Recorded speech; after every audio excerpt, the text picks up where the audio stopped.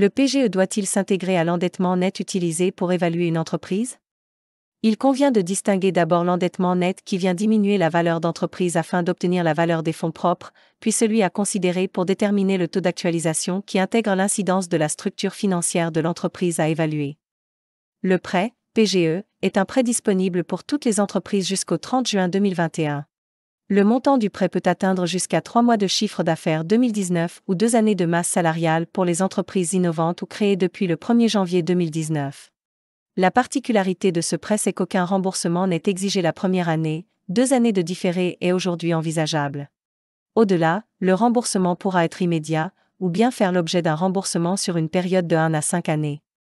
En pratique, ce prêt a été assez facilement accordé par les banques compte tenu de l'importance de la garantie accordée par l'État, entre 70 et 90% selon les cas.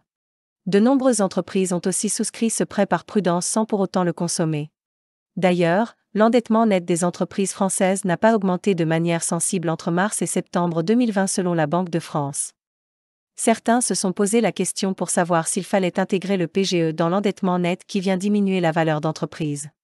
Parmi les considérations qui justifieraient de les exclure selon certains, nous pouvons citer celle-ci. Le PGE traduit un besoin de financement court terme pour faire face à une situation exceptionnelle et non durable.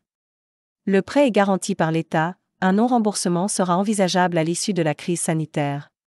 L'entreprise ne consommera probablement pas la trésorerie perçue du fait du PGE. Etc. Il est évident que toutes ces argumentations sont erronées. Personne ne connaît la durée de la crise sanitaire et ses effets, nombreux sont ceux qui se sont brûlés les ailes à anticiper uniquement des effets court terme liés au Covid-19. Il est peu probable que les banques et l'État abandonnent les PGE. L'importance de la consommation est sans importance puisqu'il s'agit de déterminer un endettement net qui intègre aussi la trésorerie disponible. L'imagination de certains est en réalité sans limite pour justifier d'un prix qui s'aligne avec leur intérêt.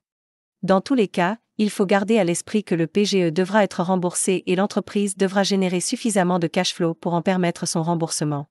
L'acquéreur avisé a bien conscience de cette réalité. Par contre, cette question peut être légitime, dans certains cas, lorsqu'il s'agit de considérer le gearing utilisé pour estimer le taux d'actualisation d'un modèle type DCF. En effet, s'il est avéré que l'activité de la société a été impactée de manière modérée par le Covid-19 et que la structure financière observée, à ce jour, présente un caractère temporaire pour cette raison, il est envisageable de retraiter le PGE dans le calcul du gearing. Cette solution est en réalité valable pour toutes les catégories de dettes financières et n'est pas exclusive au PGE. L'évaluateur devra donc s'intéresser à la structure financière normative de l'entreprise, c'est-à-dire celle qui présente un caractère normal au regard de son activité actuelle et de ses perspectives les plus probables.